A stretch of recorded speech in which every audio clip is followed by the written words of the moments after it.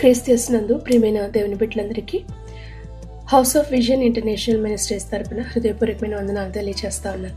అందరూ బాగున్నారు కదా? దేవుని వాక్యం వినడానికి సిద్ధంగా ఉన్నారా? మే మాసము 22వ తారీఖు 2026వ సంవత్సరం. ఈనాటి వాక్య ధ్యానం ఆదికాండం 35వ అధ్యాయం 11వ వచనం. నేను సర్వశక్తి గల దేవుడను, నీవు ఫలించి అభివృద్ధి పొందము. జనమును జనముల సమూహమును నీ వలన కలుగును, రాజులను నీ గర్భవాసమున పుట్టెదరు. ఈ వాక్య భాగంలో దేవుడు తనను తాను సర్వశక్తి గల దేవుడను అంటే ఎల్ షడాయ్ అని తను తాను పరిచయం చేసుకుంటున్నారు. సర్వశక్తి దేవుని యొక్క చేతుల్లో ఉన్న దేవుడు. మన బలహీనతలు లేదా మన యొక్క పరిస్థితులు, పరిమితులు ఏవి కూడా దేవునికి అడ్డంకులు కావు. మనిషి అనేక సార్లు ఇది అసాధ్యం, ఇది ఇంక జరగదు అనుకుంటాడు. కానీ ప్రభు చెప్తున్నాడు, మీరు ఫలించి అభివృద్ధి పొందాలి. సర్వశక్తి కలిగిన దేవుడు తన ప్రజలు ఎలా ఫలింప చేస్తాడు అనే ఒక గొప్ప ఆత్మీయ సత్యం మీద ఈ యొక్క వాక్యం ఆధారపడి ఉంది. సర్వశక్తి కలిగిన దేవుడు శూన్యాన్ని సమృద్ధిగా మార్చగలిగిన దేవుడు. ఆయన శూన్యమైపోయిన ప్రతి స్థితిగతులను కూడా సమృద్ధితో నింపగలిగిన దేవుడు. చాలా మంది ఈ రోజున అనుకుంటారు, జీవితంలో ఎటువంటి ఫలింపు చూడని వారంగా ఉన్నాం, మా యొక్క స్థితి చిన్నది, ప్రార్థనలు చిన్న చిన్న ప్రార్థనలు లేదా చేస్తున్న వ్యాపారం, ఉద్యోగాలు చిన్నవి గనుక మేము ఫలించలేం, ఇంతే మా పరిస్థితి అనుకునేవారు చాలా మంది ఉంటారు. కానీ ప్రభువు చెప్తున్నారు, ఇదిగో నీవు ఫలించాలి, అభివృద్ధి పొందాలి. సర్వశక్తిమంతుడైన దేవుడు ఆశీర్వదించినప్పుడు ఎడారిని కూడా ఆయన సమృద్ధి కలిగిన పచ్చని తోటగా ఆయన మార్చగలిగిన దేవుడు.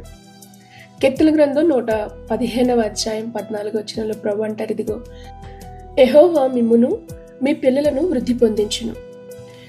దేవుని యొక్క ఉద్దేశం, దేవుని యొక్క పిల్లలైన మనము ఫలించాలి, అభివృద్ధి పొందాలి, కుటుంబాలుగా దీవించబడాలి. ఇది దేవుని యొక్క అత్యున్నతమైన ప్రణాళిక, దేవుని యొక్క ఉద్దేశం. ఈ రోజున మనుషులు ఆశీర్వాదాల కొరకు ఎక్కడెక్కడో వెతుకుతూ ఉంటారు, ఏవేవో చేస్తూ ఉంటారు, ప్రపంచం అంతా తిరుగుతూ ఉంటారు. కానీ నిజమైన అభివృద్ధి, ఆశీర్వాదం అనేది దేవుని యొక్క సన్నిధితో మాత్రమే ప్రారంభమవుతుంది. ఈ వాక్యంలో దేవుడు ఒక ఫలభరితమైన జీవితాన్ని గురించి మాట్లాడుతున్నారు. అంటే జీవితం అభివృద్ధి పొందాలి, నాయకత్వాన్ని గురించి, తాను పొందుకున్న ఆశీర్వాదం యొక్క ప్రభావాన్ని గురించి కూడా ఈ యొక్క వాగ్దానం మనకు సెలవిస్తూ ఉంది.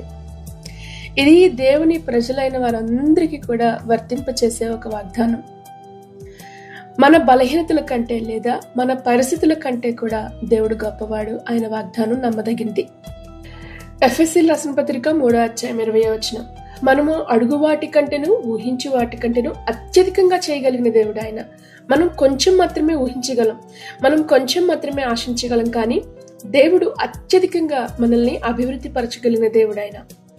గనుక ఈనాటి మీ పరిస్థితిని కాదు, దేవుని యొక్క శక్తిని చూడండి, దేవుని యొక్క ప్రభావాన్ని నమ్మండి. మీ కుటుంబంలో ఎటువంటి స్థితిగతులు, ఆర్థికపరమైన ఒత్తిడులు ఎలాంటివి ఎదుర్కొంటున్నా ఆ పరిస్థితులను చూడొద్దు.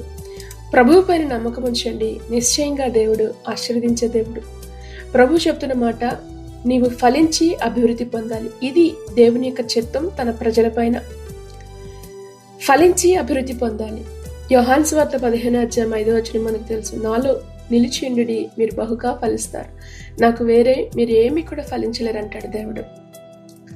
ఈరోజు చాలా మంది చూస్తే చాలా బిజీగా ఉంటారు. నిజానికి ఒక క్షణం కూడా ఖాళీ ఉండదు, తీరిక లేకుండా పనిచేస్తూ ఉన్నారు. కానీ నిజానికి చూస్తే వాళ్ళ జీవితంలో ఎటువంటి ఫలాన్ని కూడా మనం చూడలేం. కేవలం బిజీ, పనులు పనులు పనులు. కానీ నిజంగా ఆ ఫలితాన్ని మీరు అనుభవించగలుగుతున్నారా? కుటుంబాలు నెమ్మదితో నడుస్తూ ఉన్నాయా? ఆశీర్వాదం అనేది ఫలాలు కనిపించాలి. నీ కష్టం ద్వారా ఆ కష్టము ఫలించాలి. అది ఆశీర్వాదం అనేది.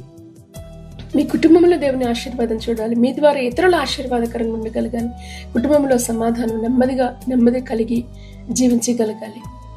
తన కాలమందు ఫలమిచ్చు చెట్టు వలె అంటాడు కీర్తనల గ్రంథం 1వ అధ్యాయంలో. అటువంటి జీవితాన్ని ఈ రోజున దేవుడు తన ప్రజల నుంచి ఎదురు చూస్తున్నది. జనమును జనముల సమూహమును నీ వలన కలుగును. ప్రభావవంతమైన జీవితం, వానిలో ఒంటరి అయిన వాడు 1000 మంది అగును. యెషయా గ్రంథం 60:22 కదా. మీరు లోకమునకు వెలుగై ఉంటారంటారు. అవును, ఒక వ్యక్తి ఎప్పుడైతే ప్రభావంతో నింపబడి ఉంటాడో ఆ వ్యక్తి ఆశీర్వాదం తనతో మాత్రమే కాదు, ఆ ఆశీర్వాదం తరతరాలకు విస్తరింపచేసే దేవుడు ఆయన. అబ్రహామును పిలిచిన దేవుడు ప్రభు చెప్తాడు, ఇదిగో నిన్ను ఆశీర్వదిస్తావు కాదు, నీవు తరతరాలకు ఆశీర్వాదంగా ఉంది. ఇది దేవుని యొక్క ప్రణాళిక తన బిడ్డలమైన మన పట్ల. మనము దీవించబడమే కాదు, మన ద్వారా అనేక మంది దీవించబడాలి. దేవుడు నిన్ను అనేక మందికి ఆశీర్వాదంగా చేయాలి అన్నది దేవుని యొక్క ఉద్దేశమైంది. అబ్రహామును పిలిచాడు దేవుడు, ఒక కుటుంబాన్ని కట్టాడు, ఒక జనాన్ని తయారు చేశాడు. ఆ జనాంగం ద్వారా ఈ రోజున ప్రపంచమంతా కూడా ఆశీర్వదించబడుతుంది. అవును, దేవుడు ఆశీర్వదించినప్పుడు అది ఒక వ్యక్తిగతమైన స్థాయిలో ఆగిపోదు, అది తరతరాలకు కూడా ఆశీర్వాదకరంగా ఉంటుంది. ఈరోజు మీరు చేసే ప్రార్థన, భక్తి జీవితం, ప్రభువుని మీరు వెంబడించే విధానం, అది మీతో కాదు, అది మీ తరతరాలకు కూడా ఆశీర్వాదకరంగా దేవుడు ఆయన చేసే దేవుడు. మీరు చేసే ప్రార్థన మీ కుటుంబంలో దీవెనకరం, పిల్లలు దేవుని మార్గంలో నడవడం మీరు చూడగలుగుతారు, ఇతరులకు మీరు ఆశీర్వాదకరంగా మారగలుగుతారు. మీ ప్రార్థన వల్ల సంఘాలు బలపరచబడాలి, అనేకులకు నీవు ఆశీర్వాదంగా ఉంటావు. దేవుడు సామాన్యులలో నుంచి రాజులను ఆయన లేపే దేవుడు. రాజులు నీ గర్భవాసము పుట్టెదరు అంటున్నాడు. ఇది అధికారమును, ప్రభావాన్ని లేదా నాయకత్వాన్ని గురించి మాట్లాడుతున్న ఒక అద్భుతమైన వాగ్దానం.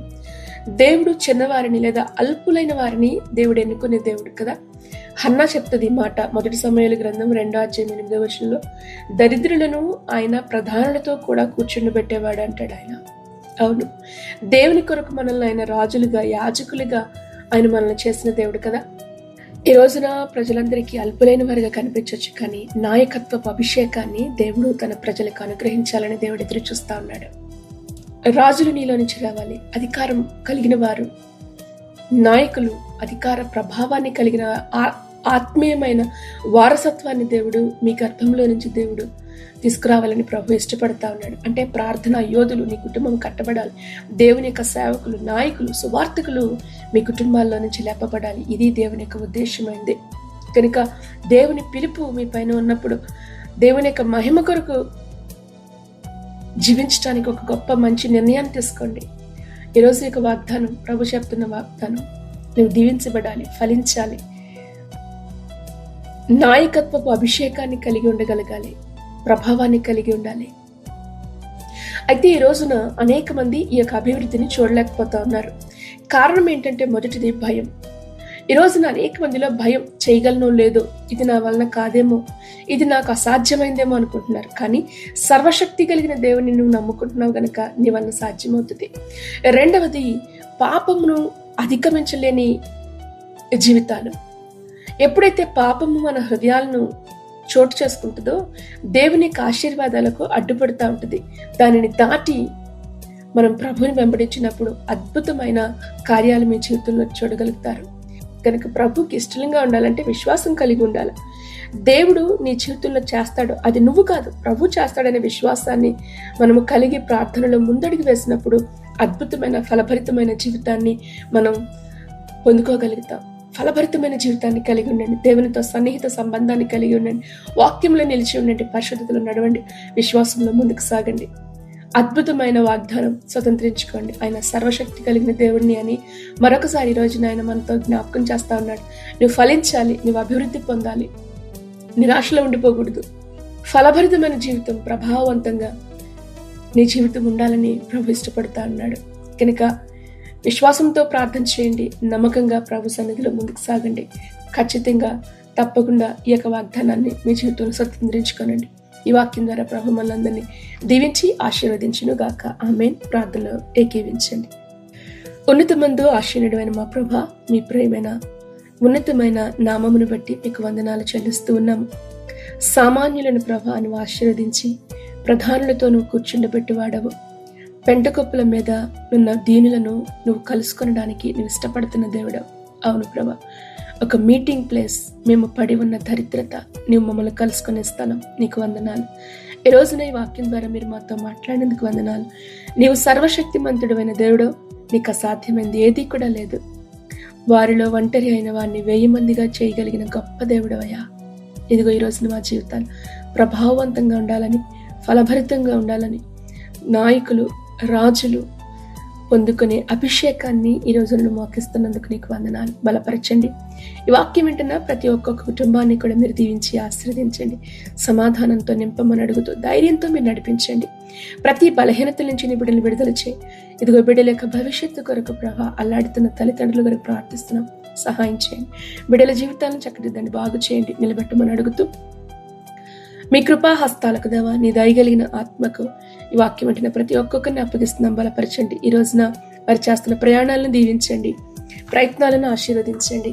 నీ కృపను మెండిగా మీరు కుమ్మరింప చేయమని అడుగుతూ నీ దయగలిగిన ఆత్మకు ప్రభా మరొకసారి అనారోగ్యంతో వారిని జ్ఞాపకం చేసుకో. వృద్ధులైన వారిపైన నీ హస్తం నుంచి బలపరచమని, నీ కాపుదల, భద్రత, సంరక్షణ నీ బిడ్డలతో ఉంచి నడిపించమని ప్రభువైన యేసుక్రీస్తు నామములో ప్రార్థించి మీ బిడ్డలను ఆశీర్వదిస్తున్నాము తండ్రి. ఆమేన్, ఆమేన్, ఆమేన్. ప్రభువైన యేసుక్రీస్తు కృప మీ అందరికీ తోడై ఉండి నడిపించును గాక. ఆమేన్.